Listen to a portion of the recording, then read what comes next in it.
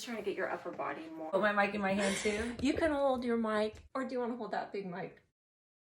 I don't want to hold the big mic. Jazz, cheers. Cheers.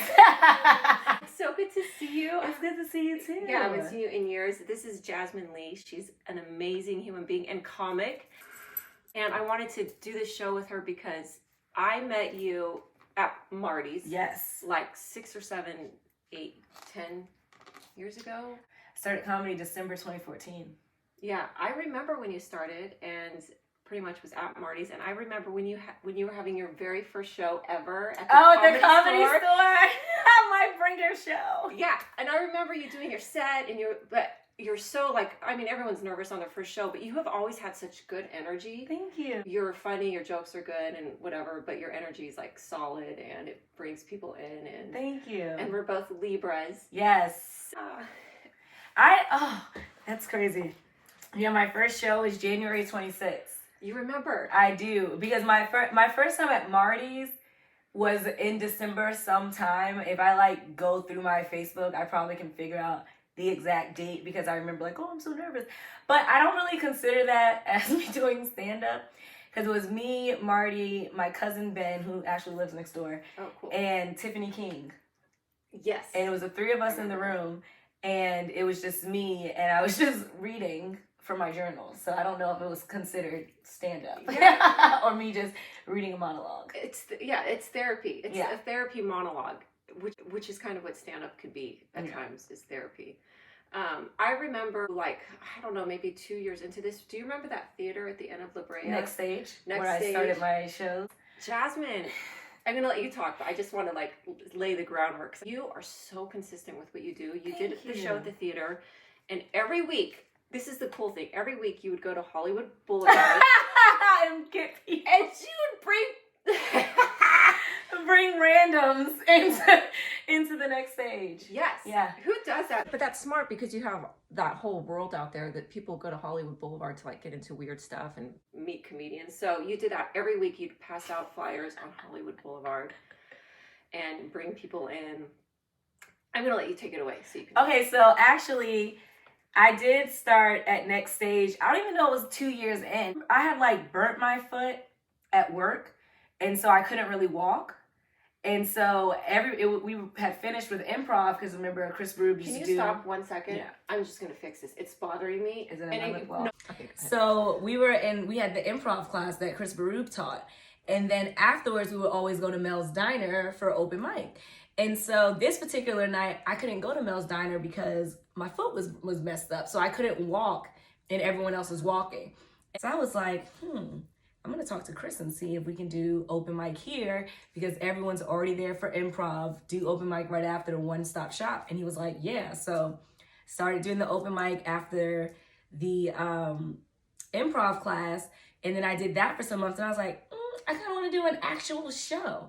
And then I started Wild Child Wednesdays and it was super late night. It was popping though. Like a lot of people came because I knew a lot of people from Marty's, and then they had the all deaf digital. It was all deaf comedy night, and so they had that Wednesday night at 8:00. And so I would go to all deaf and sit there and chill, and then whoever wasn't getting on stage was like, oh, well, you can come and do my late night show. So it just ended up being like the late night spot, and then everyone started doing that comedy at Next Stage. Yeah. My first open mic, we didn't have any mics.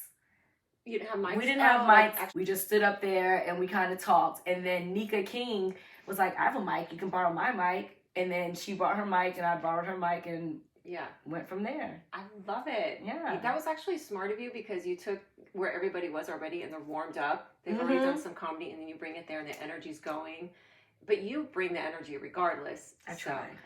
Yeah, because I was gone for like 6 years and I came back, but I've seen your progression just like on Instagram. I think you've done so well. Thank you. Yeah, you're able to take like a little bit of comedy that you had, one mic, and then turn it into where you're at now. I just did my show at the Comedy Store. Well, this is my second one.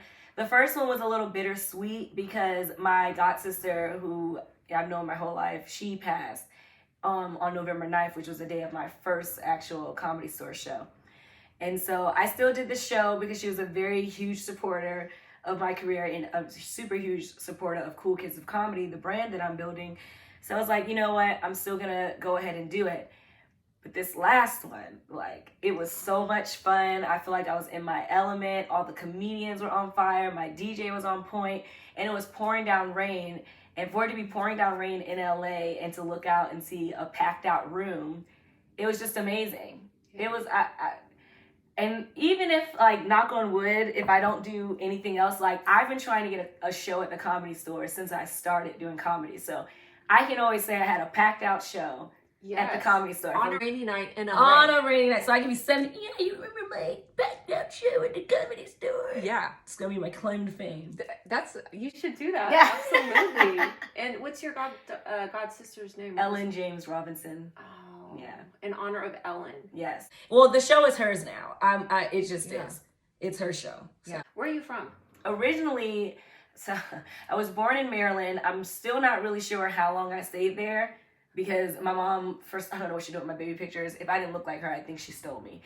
But I was in Maryland and then New York, Roosevelt, Long Island. And then I did high school and college in Tallahassee and then moved to Miami. And then I moved here. Yeah. Do you have like favorite memories from when you first started or comedy? Yeah. Like moments that you hold in your mind, like precious memories, kind of like how with your god sister that just passed. Like markers or things that really made a difference.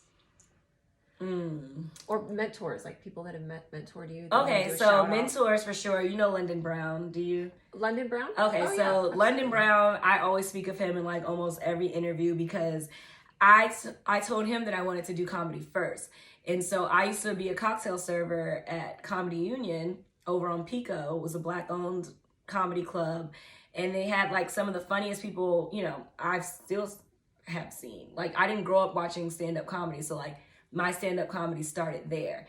And I remember one night they were like making fun of the other comics. It was after the show was over. They were just like doing their friends' sets and stuff like that. So I knew London's set like the back of my hand. So I got up and I did London's set and he thought it was funny. And then I was just like, oh yeah, you know, I think I want to do comedy. So he took me to the improv class. He's the one that introduced me to that because he was like, if you want to do comedy, come to improv or whatever. And I did that. And then we went to Marty's after that. And then he sat in the car and talked to me. And like, I have it still in my composition book. I wrote down notes, like 2 hours. We just sat in the car and he told me so many things about comedy. And then like, still like whenever I had a show, he's been on all of my first shows, no matter what venue, he's been on them. If I have any questions, absolute best. And he never tried to be a creep, men. Don't never. Be a creep, men. London is like a brother to me. He's never tried anything. He's always been nothing but sweet and positive. And he just set a really good example. Like even down to how, and I have now adopted this, like I noticed before a show, London is not running around talking to people. He's not hanging out. He's not drinking. He's sitting there and he's chilling and he's conserving all of his energy for the stage. And I feel like when I started conserving my energy for the stage, like it changed my performance. Because if you're giving too much or bouncing around or whatever, like you're not focused on what you're there for. You're just kind of like hanging out. What I noticed is I did start trying to incorporate some of London's practices into my stand-up. But what I noticed is that I don't feel like I'm a teaching seeker because I'm just extra by nature. I'm not trying to be extra. You're the same person on stage as you are off. Right. But I do feel like once I felt I was more established, like once I started doing People's Party, I felt less of a need to try and be like, I gotta talk to this person, I gotta talk to that person, I gotta talk to that person. And I was like, I'm just gonna chill and do my set, and then afterwards, I can either hang out or, you know, go home. Yeah, then you have the confidence. Now it's your choice. Do you want to do that? You don't feel like you have to put on a show. Talk about People's Party and how you got involved with that. So that's also random. I get everything from the Comedy Store. So I was actually at the Comedy Store in the back bar, which is not really a hangout spot anymore, which kind of sucks for the newer comedians. And hopefully, you know, as we get more out of the COVID era, that becomes more of a, you know, hangout spot. Because what I loved is that newer comedians can rub shoulders with Dave Chappelle's and, you know, all that nature. So it was one random night in the back bar. And mind you, I'm not ever supposed to be back there because I'm not a paid regular at the Comedy Store, but they just let me back there anyway. And so we were back there hanging out. And this particular night, I actually didn't even feel like, I didn't feel like being talkative. I didn't feel like being social. I was kind of just chilling. And I happened to sit down next to Talib. I met him like 2 or 3 times at this point. And I was sitting there and I was just in my phone and I was like, let me speak because it's rude just to sit here. And so I was just like, hey, what's up? What's going on? What's new? Blah, blah, blah. And he was like, nothing, I'm chilling. And he was like, actually, you know, I'm going to be starting a podcast and I'm looking for a female voice. And I was like, oh, okay. And he was like, you want to give me your number? I was like, okay. And I literally, it was the middle of the night. I called my mother. I was like, okay, I have Talib Kweli's number in my phone. He said he wants to do a podcast. My mom was like, oh, that's amazing. And some months passed. I didn't hear from him. And then I got a text message and all it says was, we're still on, you know. And then a couple months later, he came into town, invited me out to a show with some of my friends. And I didn't know that he was kind of like vetting me to see, you know, if he could hang out with me or if how, you know, our chemistry would be. And then next thing I knew, he hit me up. He was like, it's time. We went and we met the director for the show. And like the next day, really, we were shooting. Really crazy. That is so cool. I love that. Perfect time, perfect spot, perfect person. You just have to be there. Yeah. It's what's for you. It's for you. Yeah. And that was just like a reminder because I say that all the time and you want to believe it and you want to practice it, but we get frustrated when our peers get stuff and we're not getting it. Like, well, why didn't they pick me for that? Or why didn't they pick me for this? And this just shows like it was my time to get an opportunity. And I really, you know, I've always wanted to, you know, host. I did my Jasmine's World show, but I hadn't done anything that was on a professional level with professional filming and a legend. So I just kind of had to feel my way through it. Was it nerve-wracking? And of course. Yeah. Mm-hmm. Yeah. Very nerve-wracking. Because I didn't know why he had me there. That was our first time really having a conversation when he asked me to do the show.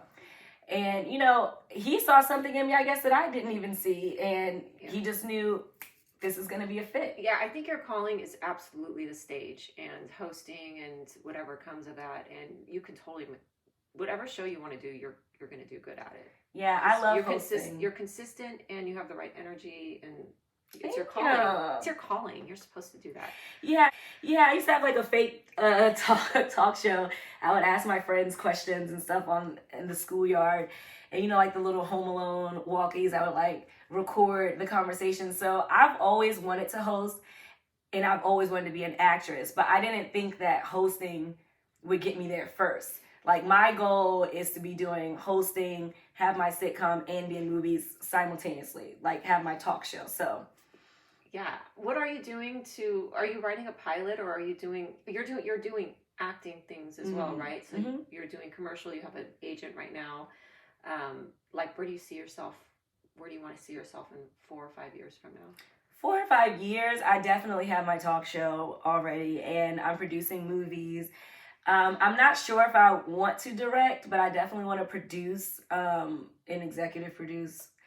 And I want to be consistently working. Like, I don't necessarily, I see my name in lights, but I also just want to be doing what I love. Like, I want to be actively making a living, a comfortable living, doing entertainment. Yeah. And, you know, touching people's lives, giving people motivation.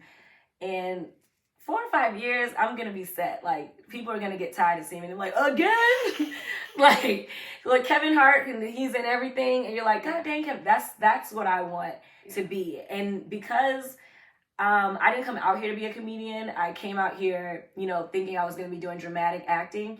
So I have that in my back pocket. So I feel like I'm going to be set because a lot of people can, you know, do the serious acting roles but can't do comedy. Then you have people that can do comedy but can't act at all. And I feel I can do both. So I think that I'll be unstoppable as long as I just stay consistent because I see it happening around me. The people that were here doing the work when I got here, they're on TV shows now. Mm-hmm. So it's just about, I think of Hollywood like high school.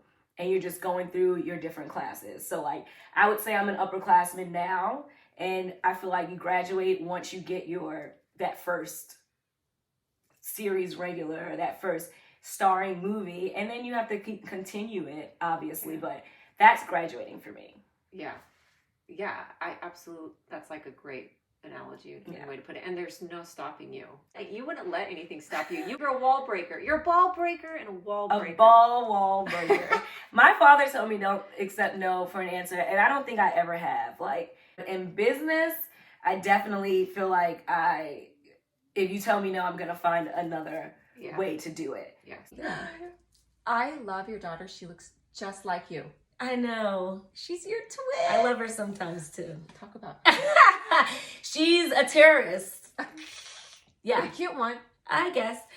Wake up. I mean, if she was not cute, it probably would make everything worse, because I feel like I'm now a poop detective. And so I just go around detecting if things are poop or not. I'm like, is this shit? Like, that's what my life pertains around. And usually it is. If you have to ask, it probably is. And I never thought that I would be the one sniffing stuff. Like, what is, like, it's disgusting. It's absolutely disgusting. My daughter, she's a terrorist. She's 2. She doesn't know how to, we're potty training, and it's fun. Yeah. Wasn't she in a movie with you? A TV show. We were in good trouble. Yes, we were in good trouble. So I did my audition, and the audition actually called for an 8-month baby, and I just like changed it to her age. And she almost didn't make it because my daughter likes to steal the show, and she kept talking when I had lines. I had to explain to her, "You're an extra. You don't have any lines. You're an extra. You can't eat at the craft service table. You're at the other crafty." That is. I'm over here. You're over there. You're an extra. Your background. Your background. She was like trying to take over my audition. And then I told her, all right, you know what, you're done. And then she came over, and it actually worked out because I did so many takes of it that the take that I ended up sending in, she's like crawling all around me and doing the most, and I'm saying the words and also like being a mom simultaneously. Like, so it made me comfortable because it's like, it's just my everyday life. So it was easy to just, get into the role. She technically was not auditioning for it, but then when I got the role, they wanted me and her. I love it. But it was awesome. And for me to have my first role with lines, and it's a dramatic role, and my daughter's on there too, like, I mean, that was amazing. Yeah, you have so many things working for you. You're going to do fine. Amen. And you're going to get to where you want.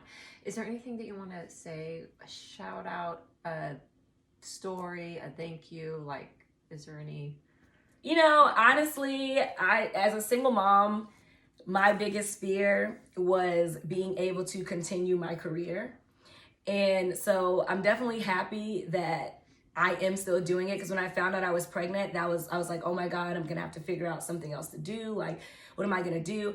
And I'm just happy, and I want to shout out my tribe, because being able to go to auditions last minute, go to comedy shows last minute, like, this is a really like random career. So you don't ever really have a schedule.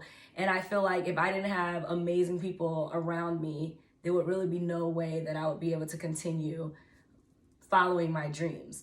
And I want to say that if you are a single mother or a mother anyway, like, please, your child is not a reason for you to stop following your dreams. Like, you have to keep going, and then eventually it'll just be a part of the routine. I love that. Yes, make your own life, and your child will follow. And right, and she's gonna fit in where she needs to. Also, I have a comedy show at the Comedy Store, Belly Room, March 1st, 8 p.m. Go get your tickets. Absolutely. Yeah. This is gonna air before March, so this will be perfect. Right. Okay, well, we'll say goodbye. I'm trying to figure out if my camera's up there on the side. Adios. Adios. Woohoo.